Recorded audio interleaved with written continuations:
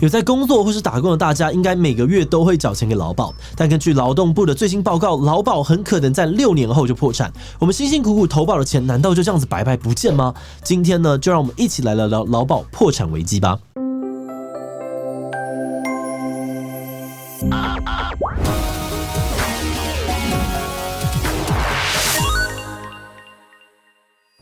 Hello， 大家好，我是志奇。劳保是一种社会保险，简单来说呢，就是政府为了避免劳工发生职灾、疾病、年老等等状况时没有钱可以应急，所以就规定雇主跟员工每个月拿出一点钱来投保，事先做好准备。那劳动部每3年都会针对劳保的状况做精算报告，而根据2021年最新的报告，劳保预计会在2028年破产，财务的状况呢非常不乐观。那万一劳保破产哦，不只是退休的长辈会拿不到老人年金，之前大家每个月缴的一部分薪水呢，也很可能就这样子白白不见，受影响的人数会超过1000万人，接近半个台湾。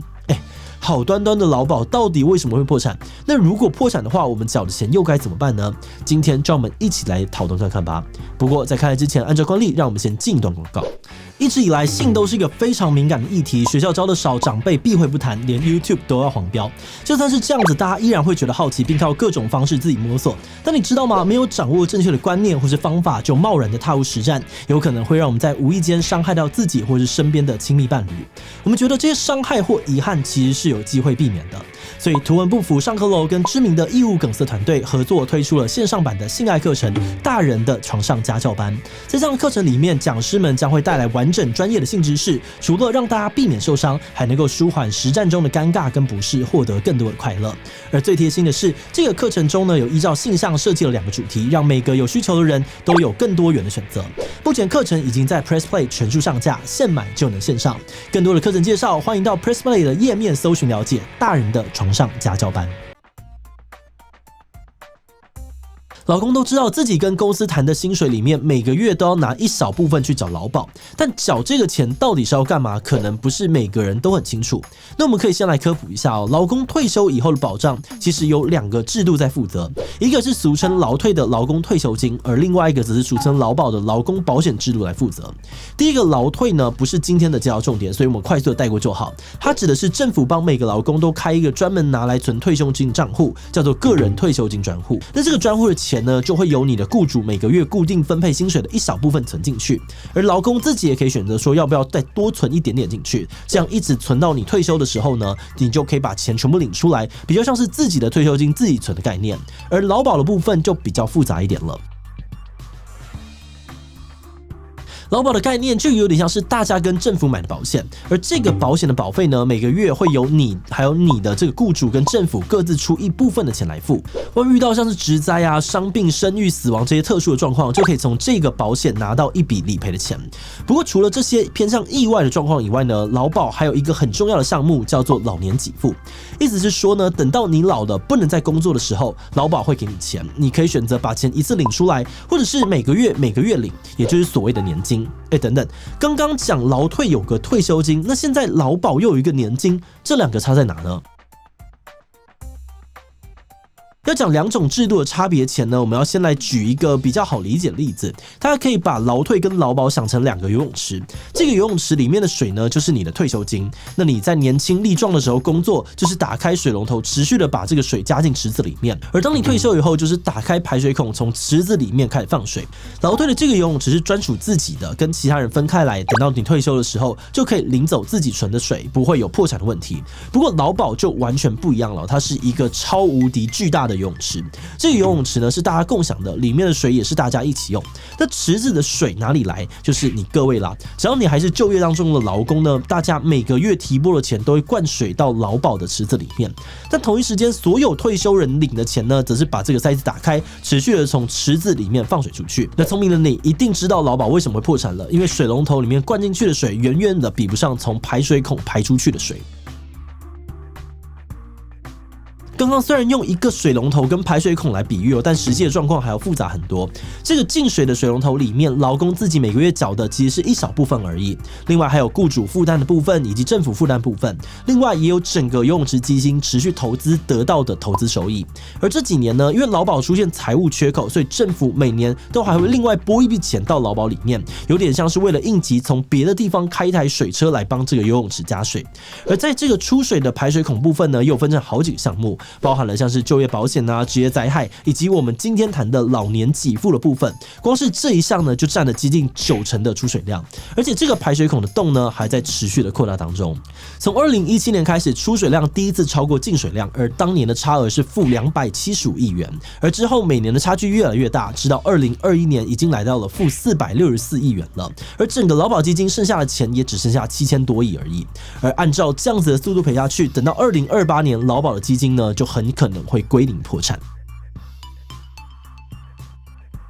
让劳保入不敷出的其中一个原因是人口老化。台湾是人口老化最快的国家之一，预计在2025年65岁以上的人口比例就会超过总人口的20%，变成超高龄社会。再加上医疗进步，老年人口的平均寿命延长，领老年年金的时间也会更长，让劳保的支出变得越来越沉重。而劳保支出变多了，收入却没有办法跟上，因为台湾同时有少子化的问题。在劳保刚开办的时候，台湾每年有42万个新生儿，现在已经降到了17万。那用刚刚举的例子来说，负责当水龙头的人越来越少，而等着从游泳池里面领水出来的人越来越多。以前是21个年轻人工作缴劳保去养一个老人，而现在变成是4.5个年轻人缴劳保养一个老人，而这个数字还在持续的下降当中。这样子缴劳保的人减少，领劳保的人变多，一来一回就导致劳保基金的缺口越来越大。另外，也有人认为导致劳保破产的原因是因为当初设定的计算公式有问题。简单来说呢，就是认为排水孔设计的太大了，因为大部分有在领劳保老年年金的人呢，都是用这个公式来领的。那这里面呢，就包含了几个元素，包含了像是平均投保薪资、工作年资，还有这个 1.55% 的年金给付率。所以，如果你工作年资越高，在职期间投保的薪水越高，那退休以后就可以领越多年金。可是里面的这个 1.55% 是怎么决定呢？这来说，应该是要经过很审慎的计算才能定出来的，但有不少人质疑说，实际状况呢是10几年前的在野党跟执政党把原本精算的 1.3% 联手加码出来的数字。但无论当时的原因是什么，目前单纯就财务数字来看，劳保已经面临了很严重的破产危机。那有没有什么办法来补救呢？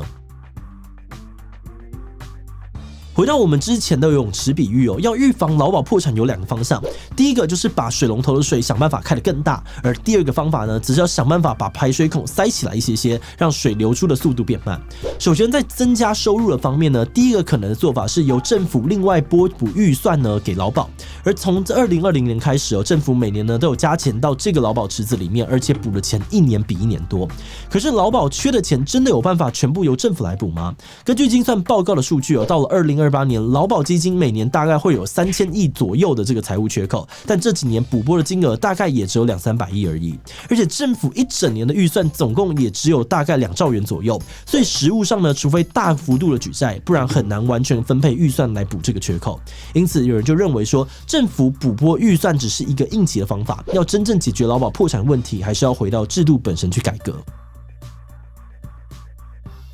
那第二个增加收入的方法就是提高保费的费率，让每个人都多缴保费。但这个方案最大的问题就在于谁想要啊？因为我不确定劳保会不会在我退休之前就破产，所以现在要多少钱根本不指望能够拿得回来，势必会引起非常大的反弹。而且目前劳保的费用是由劳工负担2成，政府负担1成，剩下的7成呢由雇主来负担。如果调高保费，你很痛，但你的老板可能更痛，对整个产业界呢都会产生冲击。或者说企业干脆就把保费转嫁到劳工身上，让员工实际领的钱变得更少。那如果说不动保费，那这个从支出的方面下手呢？减少劳保支出的方法也有很多，像前面提到的 1.55% 这个年金给付率，有些人认为这个数字太高了，应该要往下调降。而另外一个方案呢，是延长平均薪资采计的时间，这个稍微复杂一点点。简单来说，因为每个人的薪水不一样，缴的保费也不一样，那最后能够拿到的年金当然也会不同。而目前的计算方式呢，会用你最高60个月的薪资的平均来决定最后能拿到多少。那这就会有一个问题因为大部分的人的工作呢，都是一开始薪水比较少，后面再慢慢的变多。多，缴的保费金额呢也是从少到多，但是最后领年金的时候却是直接从后面最高薪的时候算起，这样子呢就会出现缴少领多的现象。所以如果能够把这个平均薪资的计算期间拉长，那最后算出来的平均薪水就可能相对变少，降低劳保支出的压力。但这些减少劳保支出的改革方案可能会遇到更大的阻力，也就更难实施，因为这就等于会影响到上百万个已经在领劳保年金，甚至是只靠这个年金生活的老人。那这些人绝大多数已经没有工作能力了，年金被砍可能会让他们连生存都有困难。那调高保费也不是，减少支出也不是，劳保改革看起来困难重重，难道只能眼睁睁的看着它破产吗？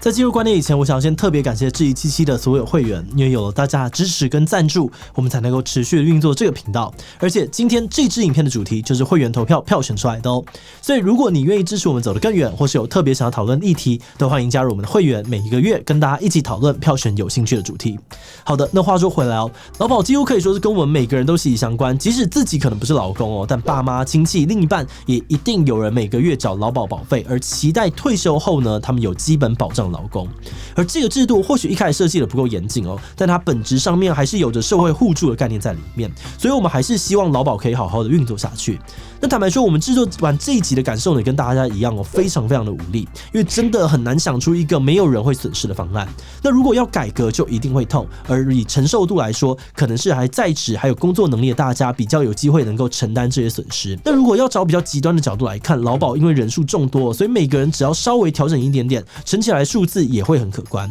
所以即使真的要改革，那个幅度呢，也可能是渐进式的，比较少幅度的改革。或许我们可以做的是让更多人意识到这个问题真的很重要，而只要有更多人理解它的严重性，大家也比较有机会开始讨论，凝聚出一个解决问题的共识。今天因为时间的关系，我们的讨论有做比较多的简化。那如果你有更专业看法，都很欢迎在留言区跟我们一起补充讨论。好的，那最后呢，想来问大家，如果可能会缴比较多的保费，或者是劳保领的钱会变少，你还会支持劳保改革吗？不支持哦。当初讲好的制度，我不接受政府说改就改。B， 如果真的可以让劳保有序发展的话，我愿意支持。C， 没意见，我本来就有自己保其他的保险。D， 其他留言说说你的想法吧。最后，如果你喜欢今天的影片，欢迎分享出去，让更多人知道劳保破产危机。此外呢，也可以点击这个地方看看年金改革以及财富自由的讨论。那么今天的质疑77就到这边告一段落，我们明晚再见喽。